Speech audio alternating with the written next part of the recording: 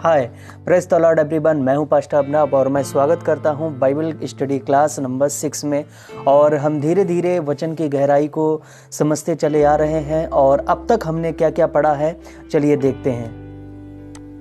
हम लोग पढ़ रहे थे मत्ती रचित सुसमाचार अध्याय 1, और जिसमें हमने पढ़ा है परोपुरोहितीय घटनाएं, जिन्हें हम पढ़ेंगे मरकुस अध्याय 1 वचन 1 में और यूहन्ना अध्याय 1 वचन 1 में। उसके बाद उसके अंतर्गत परोपुरोहितीय घटनाओं के अंतर्गत पहला यीशु मसीह के संबंध में हमने पढ़ा मत्ती अध्याय 1 वचन 1 में। फिर दूसरा पूर्वजों के संबंध में लूका रचित सुसमाचार अध्याय 3 वचन 23 से लेकर 38 तक हमने पढ़ा। और पहला इतिहास अध्याय 1 वचन 1 से लेकर अध्याय 4 के वचन 23 तक हमने पूर्वजों के संबंध में पढ़ा।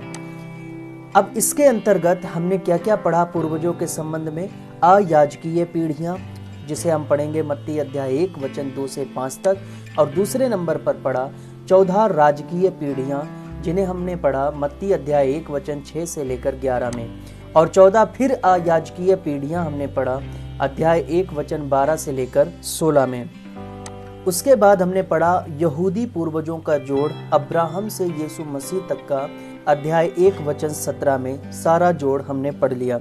अब मैं आपको वो वचन देने जा रहा हूं जो यीशु मसीह से संबंधित है और कुंवारी से जन्म लेने से संबंधित है। तो उनमें सबसे पहला आता है उत्पत्ति अध्याय 3 वचन 15, जिसे आप पढ़ेंगे अपनी बाइबल में। और यशायाह अध्याय 7 वचन 14 और अध्याय 9 वचन 6 से लेकर 7 में। और लूका अध्याय 1 वचन 26 से 56 और अध्याय 2 वचन 1 से लेकर 39 तक। और ये आपका होमवर्क है, आपको ये पढ़ना होगा। अगर आप एक अच्छा और डीप बाइबल स्टडी करना चाहते हैं तो जो वचन मैं यहाँ पर बता रहा हूँ, एक बार बाइबल को खोलकर जरूर इन्हें पढ़ें, ठीक है। उसके बाद यूहन्ना अध्याय 1 वचन 14 में आप पढ़ेंगे इस संबंध में। और रोमियो अध्याय 8 वचन 3 में। और गलातियों अध्याय 4 वचन 4 में। और पहला तिमुथियुस अध्याय 3 वचन 16 में। और सबसे आखिर में इब्रानियों अध्याय 1 वचन 5 से लेकर 6 और अध्याय 2 वचन 6 से लेकर 9 और 14 से 18 में आप पढ़ेंगे। ये जो वचन आपके सामने हैं मेरे प्रियो, ये सिर्फ इसलिए आपको दिए जा रहे हैं जिससे आप जान लें कि प्रभु यीशु मसीह की जन्म लेने की जो घटना है, ये पहले से ही प्री प्लानिंग थी और परमेश्वर की पूर्व योजना थी। और उसका कुंवारी से ही जन्म होगा, ये भी एक महान योजना थी। और पिछले एपिसोड में मैंने बताया था कि किस प्रकार यूसुफ और मरियम एक हुए और किस प्रकार 2 ब्लड लाइन एक हो गई। ये रहा हमारा बाइबल, यीशु मसीह का जन्म, जिसमें हम पढ़ते हैं यीशु मसीह का जन्म इस प्रकार हुआ कि जब उसकी माता मरियम की मंगनी यूसुफ के साथ हो गई तो उनका इकट्ठा होने से पहले ही वह पवित्र आत्मा की ओर से गर्भवती पाई गई। अब मैं आपको मंगनी के बारे में बताता हूँ। मंगनी इब्रानी लोगों की एक प्रथा है जिसको हम सगाई भी बोलते हैं, एंगेजमेंट बोलते हैं, रिंग सेरेमनी बोलते हैं, और भी तरह तरह के नामों से इसको जाना जाता है, पर इसको हम सगाई कहते हैं, ठीक है। तो इसमें क्या होता है कि कानूनी दस्तावेज तैयार किए जाते हैं और अनुबंध पत्र तैयार किया जाता है। किसी भी रीति से इसको तोड़ा नहीं जा सकता है, और अगर कोई इसे तोड़ना चाहता भी है तो उसके लिए उसको त्याग पत्र देने की जरूरत होगी। उसके अलावा वो उसको तोड़ नहीं सकता।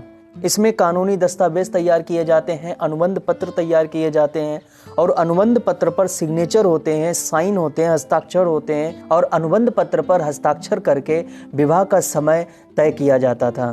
फिर यहाँ पर वचन दिया गया है, उनके एक साथ इकट्ठा होने से पहले ही वह पवित्र आत्मा की ओर से गर्भवती पाई गईं। इसे हम यहाँ से पढ़ सकते हैं।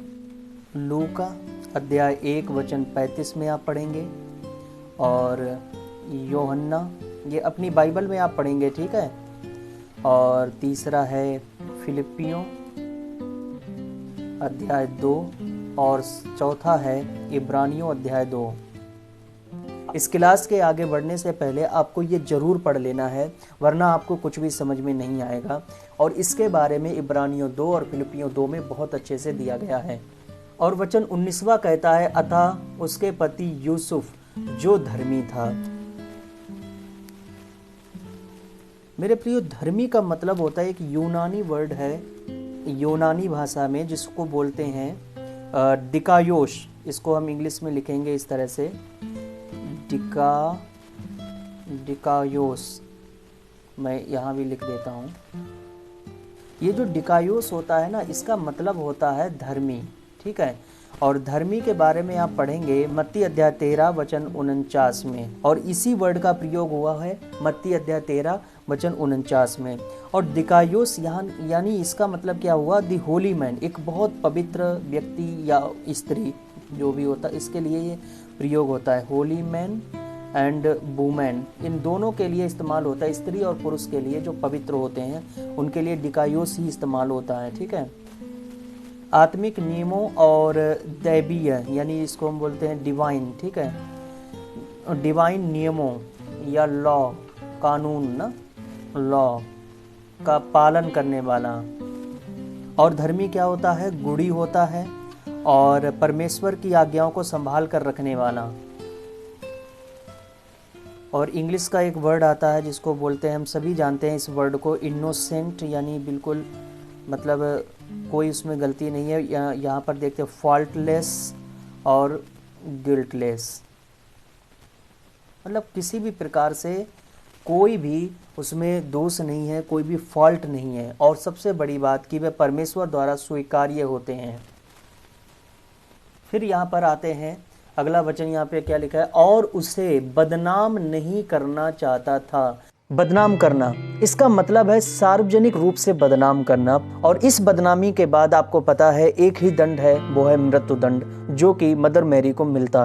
व्यवस्था विवरण अध्याय 22 वचन 25 से 28 में लिखा है, परंतु यदि कोई पुरुष किसी कन्या को जिसके विवाह की बात लगी हो मैदान में पाकर बरबस उससे कुकर्म करे, तो केवल वह पुरुष मार डाला जाए जिसने उससे कुकर्म किया हो, और उस कन्या से कुछ न करना। उस कन्या का पाप प्राण दंड के योग्य नहीं, क्योंकि जैसे कोई अपने पड़ोसी पर चढ़ाई करके उसे मार डाले, वैसी ही यह बात भी ठहरेगी कि उस पुरुष ने उस कन्या को मैदान में पाया और वह चिल्लाई तो सही, परंतु उसको कोई बचाने वाला ना मिला। यदि किसी पुरुष को कोई कुंवारी कन्या मिले जिसके विवाह की बात ना लगी हो, और वह उसे पकड़कर उसके साथ कुकर्म करे और वे पकड़े जाएं, तो जिस पुरुष ने उसके साथ कुकर्म किया हो वह उस कन्या के पिता को 50 शेकेल रूपा दे, और वह उसकी पत्नी हो। उसने उसका सील भंग किया, और इस कारण वह जीवन भर उसे त्यागने ना पाए। इसका सीधा सीधा एक ही दंड था, वो है मृत्यु दंड, जो कि माता मरियम को मिलना था, क्योंकि वो पहले से ही प्रेग्नेंट हो गई थी पवित्र आत्मा के द्वारा। पर इस बात को मानेगा कौन, यूसुफ भी एक धर्मी पुरुष था। उसके बाद यहाँ पर फिर से वचन देखते हैं, और उसे चुपके से त्याग देने का विचार किया। चुपके से त्याग देने की मनसा का मतलब गुप्त रीति से त्याग देना, बिना किसी को बताए त्याग देना, उसे बदनाम नहीं करना और चुपचाप अपनी मर्जी से उसको छोड़ देना, जो किसी को पता भी ना चले कि कारण क्या था और क्यों इसको छोड़ा गया। व्यवस्था विवरण अध्याय 24 वचन 1 से 4 में लिखा है, यदि कोई पुरुष किसी स्त्री से विवाह कर ले और उसके बाद उसमें कुछ लज्जा की बात पाकर उससे अप्रसन्न हो, तो वह उसके लिए त्याग पत्र लिखकर और उसके हाथ में देकर उसको अपने घर से निकाल दे, और जब वह उसके घर से निकल जाए तब दूसरे पुरुष की हो सकती है। परंतु यदि वह उस दूसरे पुरुष को भी अप्रिय लगे और वह उसके लिए त्याग पत्र लिखकर उसके हाथ में देकर उसे अपने घर से निकाल दे, या वह दूसरा पुरुष जिसने उसको अपनी स्त्री कर लिया हो मर जाए, तो उसका पहला पति जिसने उसको निकाल दिया हो उसके अशुद्ध होने के बाद उसे अपनी पत्नी ना बनाने पाए, क्योंकि यह यहोवा के सम्मुख घृणित बात है। इस प्रकार तू उस देश को जिसे तेरा परमेश्वर यहोवा तेरा भाग करके तुझे देता है पापी ना बनाना। मेरे प्रियो, ये इतना भयानक चीज़ थी कि अगर कोई लड़की प्रेग्नेंट मिलती है तो उसके लिए सीधा और सीधा एक ही रास्ता है, वो है मृत्यु दंड, और उसके सामने आंखों के केवल एक ही चीज़ दिखाई देगी, वो है मृत्यु। तो ये खौफ के समय में प्रभु यीशु मसीह जब आए और माता मरियम के लिए वो सबसे बड़ी कठिन दिन थे, और माता मरियम ने उसको परमेश्वर के लिए सहा, और देखो परमेश्वर किस तरह से महान कार्य करता रहा और उनके लिए एक बड़ी योजना बनाई। हालेलुया। प्रभु आपको आशीर्वाद दे। आज की इस क्लास के जरिए आपने बहुत कुछ सीखा होगा। उम्मीद करता हूँ आपको आज की क्लास अच्छी लगी होगी। यदि आपने आज कुछ सीखा है तो हमारे चैनल को सब्सक्राइब करें, क्योंकि ऐसे ही कंटिन्यू इसके पार्ट्स आते रहेंगे और आप पूरी बाइबल स्टडी कर पाएंगे। प्रभु आपको आशीषित करे। God bless all of you. आज का प्रश्न है, लूका रचित सुसमाचार में यीशु की वंशावली इनमें से किससे संबंधित है? ऑप्शन ए सुलेमान से, ऑप्शन बी राजा दाऊद से, ऑप्शन सी यूसुफ से, ऑप्शन नंबर डी मरियम से। सभी लोग कमेंट में अपना उत्तर दें।